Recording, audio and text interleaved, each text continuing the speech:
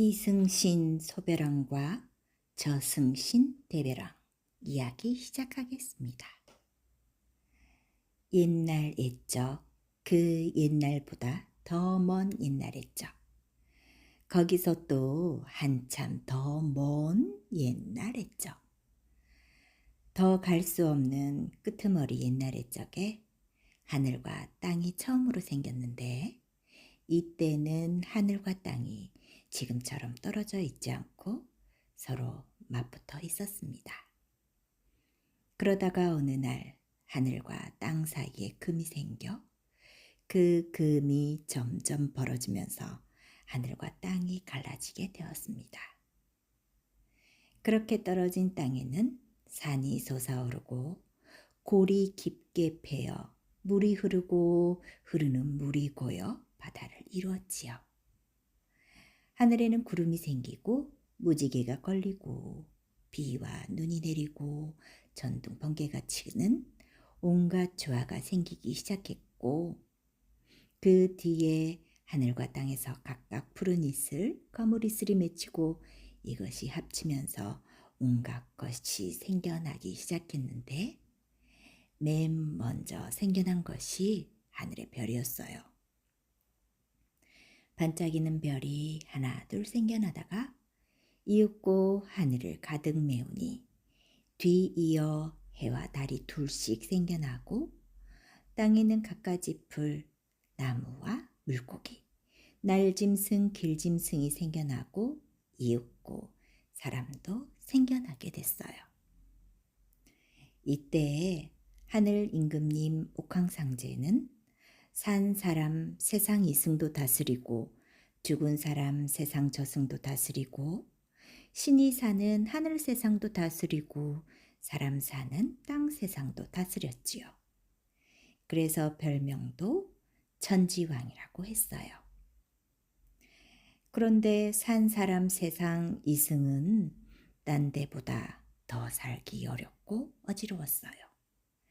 왜 그런고 하니 하늘에는 해도 둘이요 달도 둘이라, 낮에는 해가 둘씩 뜨고 밤에는 달도 둘씩 떴거든요. 그래서 이승의 온갖 것이 낮에는 너무 뜨거워 견디지 못하고 타 죽어가고, 밤에는 너무 추워 견디지 못하고 얼어 죽어갔어요. 또 갖가지 풀, 나무와 물고기, 날짐승, 길짐승이 저마다 말을 하여 온 세상이 시끄러운 말소리로 가득하고, 사람들은 서로 싸우고 속이고 빼앗고 해코지하느라 정신이 없었어요. 이럴 때 하루는 옥황상제 천지왕이 꿈을 꿨는데, 해가 하나 입속으로 들어오고 달이 하나 입속으로 들어오는 꿈이었어요. 꿈을 깬 뒤에 가만히 생각해 보니 틀림없이 아들 둘을 낳을 꿈이었거든요. 아들 둘을 낳으면 이승과 저승을 하나씩 맡겨 다스리게 하리라고 작정을 했어요. 그렇다면 어서 혼인을 하여 아들을 낳아야 할 터인데, 하늘 세상에서는 아무리 해도 배필을 찾을 수가 없었어요. 그래서 할 일 없이 땅속으로 내려갔죠.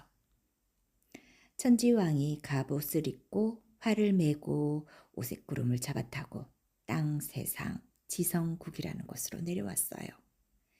이때 마침 지성국에는 총명이라는 처녀가 살고 있었어요. 총명 아기씨는 슬기 부인 백주 할머니의 딸인데 참 어여쁘고 똑똑한 처녀였지요.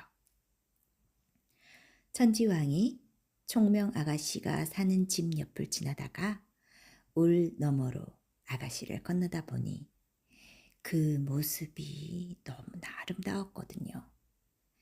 머리칼은 칠흑 같고 눈은 샘물 같고 입은 앵두 같고 얼굴은 황옥 같아서 온몸에 환한빛이 나고 은은한 향기가 나는 것이 천지왕의 배필로서 이보다 더 나은 사람이 있을 것 같지 않았어요. 그래서 일부러 그 집에 들어가 밥 한 그릇을 청했어요.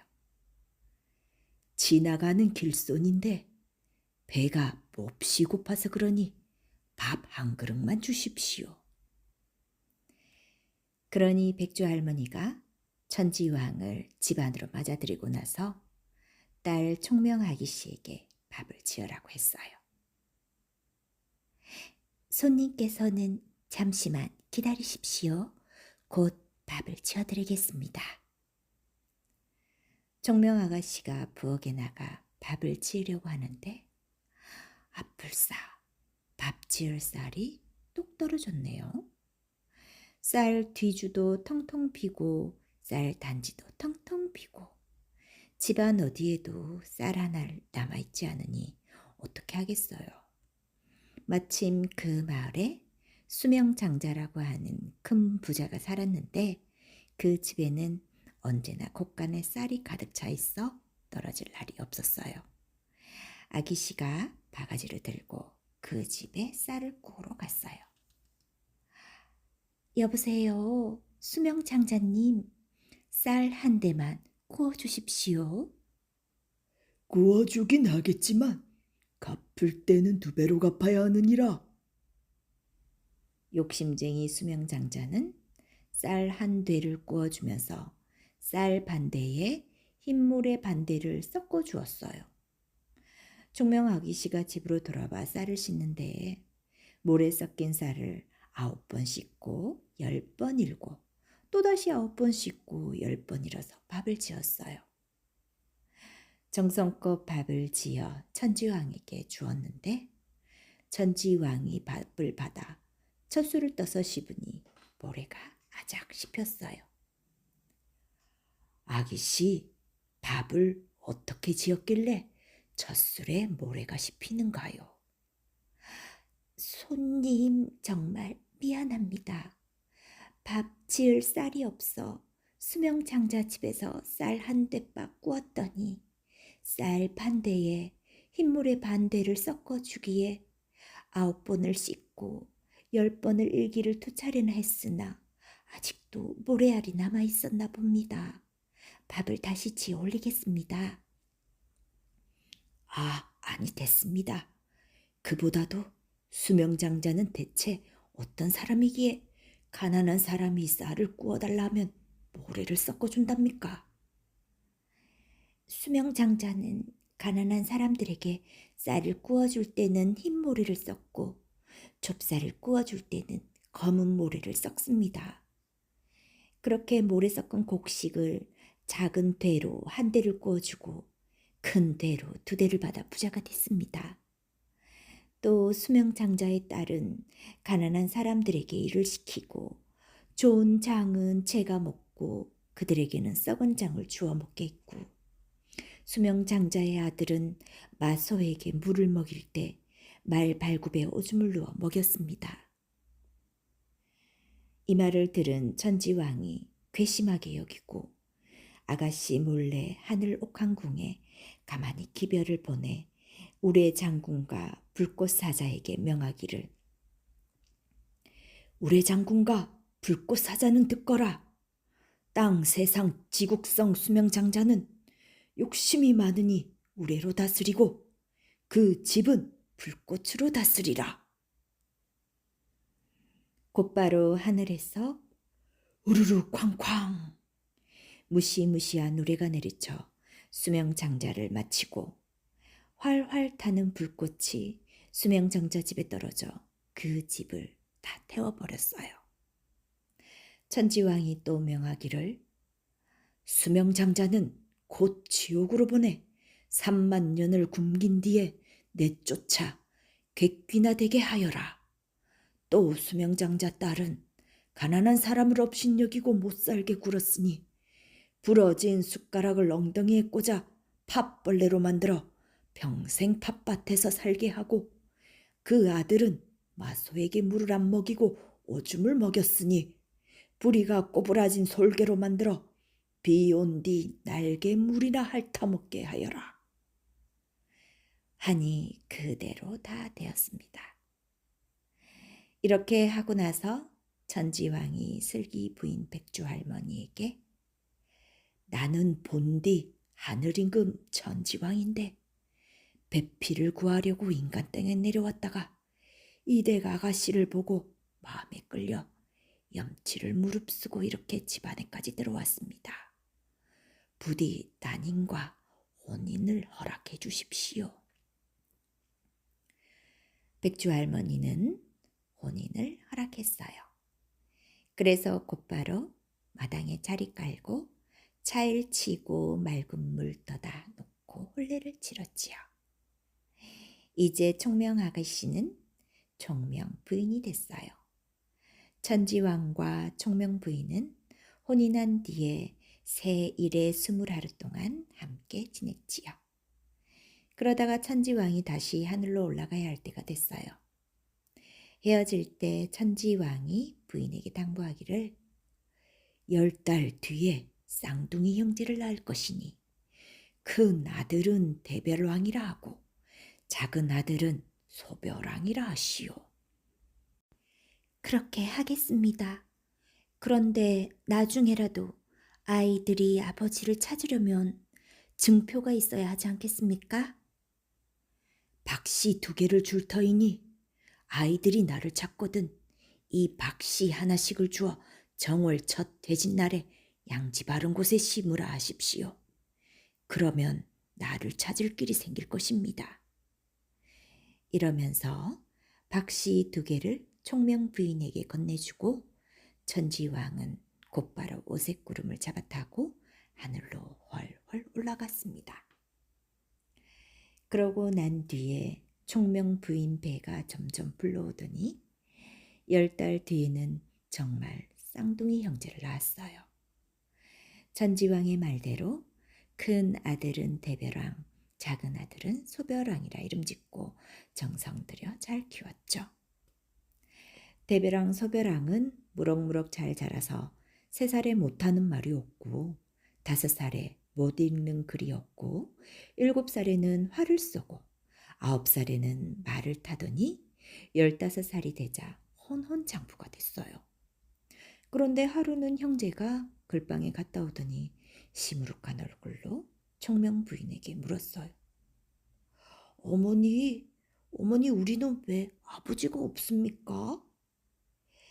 갑자기 아버지는 왜 찾느냐? 글방에 갔더니 사람들이 우리를 보고 아비 없는 후레자식이라니 슬프고 원통합니다. 우리 아버지는 누구이며 어디에 갔습니까? 너희 아버지는 이 세상 사람이 아니다. 하늘 세상 임금님, 옥황상제 천지왕님이 바로 너희 아버지시다. 그러면 우리가 아버지를 찾아가겠습니다. 가는 길을 가르쳐 주십시오. 총명 부인이 깊이 간직해 두었던 박씨 2개를 꺼내어 아들들에게 주면서 당부를 했어요. 이 박씨를 땅에 심되 반드시 정월 첫 대진날에 양지 바른 곳에 심어라. 그러면 아버지를 찾을 길이 생길 것이다. 대별왕, 소별왕이 박씨 하나씩을 받아가지고 정월 첫 대진날이 되기를 기다렸다가 그걸 양지 바른 곳에 심었어요. 그랬더니 그 이튿날 싹이 나서 하루에 5발씩 덩굴이 솟는데 며칠 안 가서 높이 높이 솟아올라 하늘까지 닿았어요. 오라, 이 덩굴을 타고 하늘로 올라오려는 뜻이로군.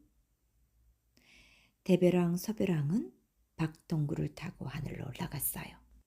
사흘밤 사흘낮을 타고 올라가 드디어 하늘에 닿았는데 덩굴 끄트머리가 어디에 닿아 있는고 하니 아버지 천지왕이 걸터 앉은 용상 왼쪽 불에 감겨 있는 거예요. 그런데 아버지는 어디 갔는지 안 보이고 빈 용상만 놓여 있네요. 형제는 용상에 걸터 앉아서 이 용상은 비어 있으니 임자 없는 용상인가? 임자가 없으면 우리가 차지해 볼까? 하고 흔들며 놀다가 그만 박덩굴이 감긴 왼쪽 뿔을 뚝 부러뜨리고 말았어요. 그 바람에 용상뿔이 박덩굴과 함께 땅에 뚝 떨어졌죠. 이 일이 있고부터 임금이 앉은 용상에는 왼쪽 뿔이 없게 된 거랍니다. 형제가 놀고 있을 때 아버지 천지왕이 와서 보고 아들들이 박동구를 타고 올라온 것을 알았죠. 그래서 반갑게 맞아들이고 나서 명을 내렸어요. 내가 이승과 저승, 하늘과 땅을 다 다스리기가 힘에 벅차니 이제부터 너희 둘이 이승과 저승을 나누어 맡아 다스리도록 하여라. 예, 그렇게 하겠습니다. 처음에는 대별왕이 이승을 맡아 다스리고 서별왕은 저승을 맡아 다스리기로 했는데 소별왕이 가만히 생각해 보니 이승이 더 좋을 것 같았거든요. 그래서 형에게 내기를 하자고 했어요. 형님, 우리 수수께끼 내기를 해서 이기는 쪽이 이승을 다스리고 지는 쪽이 저승을 다스리기로 합시다. 그러자꾸나. 형 대별왕이 선선히 허락하고 먼저 수수께끼를 냈어요. 아우야, 어떤 나무는 사시사철 잎이 지지 않고 어떤 나무는 잎이 지느냐?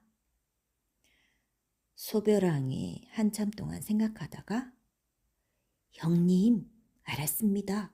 속이 꽉 찬 나무는 사시사철 잎이 지지 않고 속이 빈 나무는 잎이 집니다.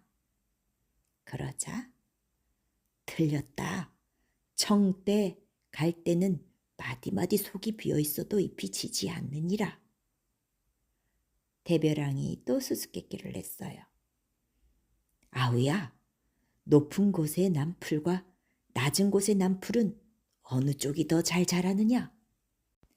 이번에도 소별왕이 한참 동안 생각하다가 대답하기를 형님, 알았습니다. 봄철에 바람이 불고 비가 내리면 높은 곳에 있는 흙은 씻겨 내려가 그 풀이 잘 자라지 않고 낮은 곳에는 흙이 쌓여 풀이 잘 자랍니다. 그러자 형이 반드시 그런 것은 아니다. 사람의 머리털은 높은 데 있어도 길고 발등의 털은 낮은 데 있어도 짧지 않느냐?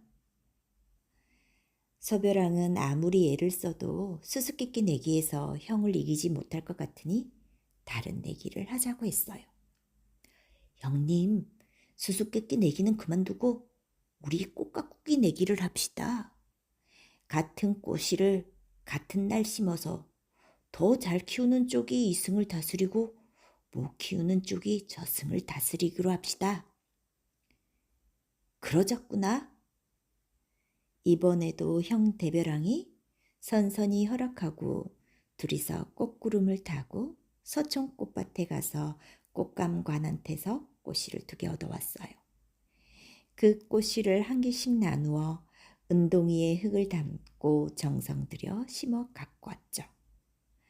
그런데 형 대별왕의 꽃은 크고 탐스러워 나날이 싱싱하게 자라는데 아우 소별왕의 꽃은 작고 볼품이 없어 나날이 시들어가기만 했어요. 이번에도 형을 이기지 못할 것 같으니까 소별왕은 국리 끝에 묘한 깨를 냈어요. 형님, 우리 그동안 꽃을 가꾸느라 힘들었으니 잠자기 내기를 합시다. 누가 깊이 잠드나 겨뤄보자고요. 그러자꾸나. 이번에도 형 대별왕은 선선히 허락하고 곧 둘이서 잠이 들었어요. 형은 아무것도 모르고 깊이 잠들었는데 아우는 잠을 자는 척하다가 살며시 깨어나서 형의 꽃을 제 앞에 갖다 놓고 제 꽃을 잠자는 형 앞에 갖다 놨죠. 그러고 나서 큰 소리로 형을 깨웠어요.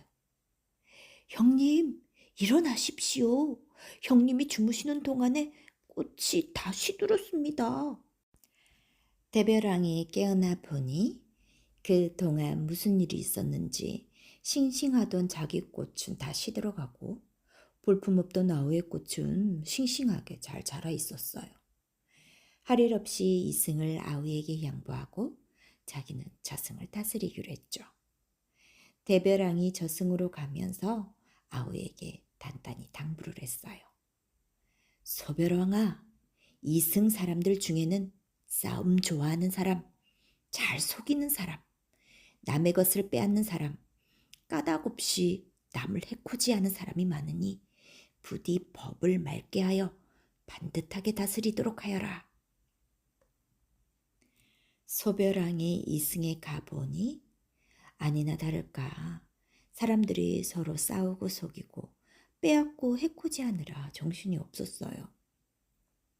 게다가 하늘에는 해도 두리요 달도 두려워서 사람들이 낮에는 뜨거워 견디지 못하고 타 죽어가고 밤에는 너무 추워 견디지 못하고 얼어 죽어가는 거예요. 게다가 사람 아닌 것들이 다 말을 하는데 풀과 나무도 말을 하고 물고기와 날짐승, 길짐승도 말을 하니 세상이 시끄러워서 살 수가 있나요? 너무 시끄러워서 정작 사람들끼리는 서로 말을 알아듣지 못하니 말이에요. 이래서는 이승을 제대로 다스릴 수가 없었어요. 소별왕이 어쩔 줄을 몰라 걱정하다가 형에게 가서 도움을 청했죠. 9만 리 저승길을 달려가 저승궁에 있는 대별왕에게 부탁을 했어요. 형님, 이승이 좋은 줄만 알았더니 서로 싸우고 속이고 빼앗고 해코지하는 사람들이 수두룩하며 해와 달이 둘이라 낮에는 너무 뜨거워 사람들이 타 죽어가고 밤에는 너무 추워 사람들이 얼어 죽어가며 풀, 나무, 물고기, 날짐승, 길짐승들이 죄다 말을 하니 너무 시끄러워서 사람들이 서로 말을 알아듣지 못합니다. 제발 도와주십시오. 알았으니 걱정 말아라. 나는 청근활과 화살을 마련할 터이니 너는 송악가루 단말 닷대를 마련하거라. 그것을 가지고 나와 함께 이승으로 가자. 형 대별왕은 무쇠 3,000근을 녹여 청근으로 활을 만들고 2,000근을 반으로 나누어 화살 2개로 만들었어요. 아우 소별왕은 송악가루 단말 닷대를 마련한 후 형제는 함께 이승으로 갔지요. 먼저 대별왕이 청근 활에 청근 화살을 매겨서 해 하나를 겨냥해 쏘았어요. 청근 화살이 시위를 떠나 하늘 높이 날아가 앞서가는 해는 그냥 두고 뒤따라가는 해를 보기 좋게 마저 떨어뜨렸어요. 그 다음에는 밤이 되기를 기다려 남은 청근 화살을 매겨 달 하나를 겨냥해 쏘았지요. 청근 화살은 이번에도 보기 좋게 뒤따라가는 달 하나를 맞춰 떨어뜨렸어요. 이래서 이승에는 해와 달이 하나씩만 남게 되었죠. 그러니 낮에도 알맞게 덥고 밤에도 알맞게 추워서 사람들이 살기 좋아졌어요. 그 다음에 대별왕이 아우를 시켜 송악가루 단말 닷대를 세상에 뿌렸어요. 그랬더니 풀과 나무, 물고기와 날짐승, 길짐승의 혀가 굳어서 말을 못하게 되었지요. 그러니까 사람만이 말을 할 수 있게 된 거예요. 이제 세상이 조용해서 사람끼리 서로 말을 알아들을 수 있게 됐지요. 그러고 나서 대별왕이 소별왕에게 당부하기를 소별왕아, 이제 남은 일은 법을 맑게 하여 반듯하게 다스리는 것이다. 그렇게 하면 나쁜 사람들이 줄어들 것이니라. 하고는 저승으로 훌훌 가버렸어요. 소별왕이 그 뒤로 이승의 법을 맑게 하여 세상을 반듯하게 다스리려고 애를 썼지만 힘에 부쳐 잘 안 될 때도 있었던 모양이에요. 그래서 이승에는 아직도 싸움 좋아하는 사람, 잘 속이는 사람, 남의 것을 빼앗는 사람, 까닭 없이 남을 해코지하는 사람이 남아있게 됐죠. 그렇지만 대별왕이 다스리는 저승은 법이 맑고 다스림이 반듯하여 나쁜 사람이 착한 사람을 해코지하는 일 따위는 결코 없었답니다. 지국성에 남아있던 총문 부인은 그 뒤에 바지왕이 되어 땅 세상을 다스리니 그때부터 이 세상은 둘과 둘로 나누어지게 됐지요. 옥황상제 천지왕이 다스리는 하늘 세상과 그 안에 총명부인 바지왕이 다스리는 땅 세상이 그 둘이요. 대별왕이 다스리는 저승과 소별왕이 다스리는 이승이 그 둘이랍니다.